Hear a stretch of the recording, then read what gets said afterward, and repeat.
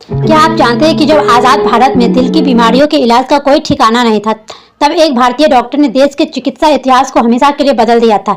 एक ऐसे वैज्ञानिक और डॉक्टर जिनके निधन पर उनके पार्थिव शरीर पर किसी माला की जगह सम्मान में लाल झंडा रखा गया था। आज हम बात करें भारत के महानतम कार्डियोलॉजिस्ट और समाज सेवक डॉक्टर अमिय कुमार बोस की। डॉक्टर अमिय कुमार बोस का जन्म 25 दिसंबर 1900 को हुआ था। वह दौर था जब भारत गुलामी की जंजीरों में जकड़ा हुआ था और देश में आधुनिक चिकित्सा सुविधा न के बराबर थी। अमिय कुमार बोस का बचपन से ही सपना था कि वह बड़े होकर चिकित्सा के क्षेत्र में देश का नाम रोशन करे।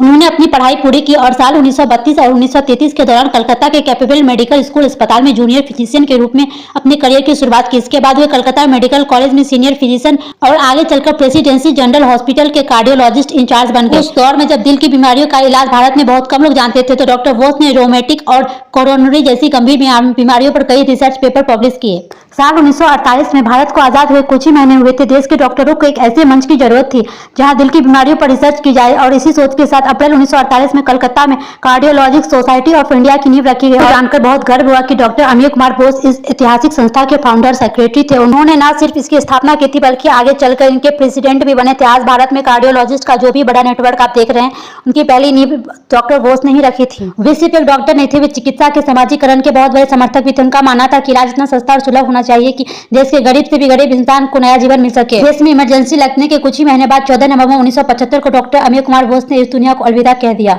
और डॉक्टर अमिय कुमार बोस भले ही आज हमारे बीच नहीं, लेकिन कार्डियोलॉजी सोसाइटी इंडिया के रूप में उनका लगाया गया पौधा एक विशाल वट वृक्ष बन चुका है, जो रोज लाखों भारतीयों का दिल धड़कने में मदद कर रहा है।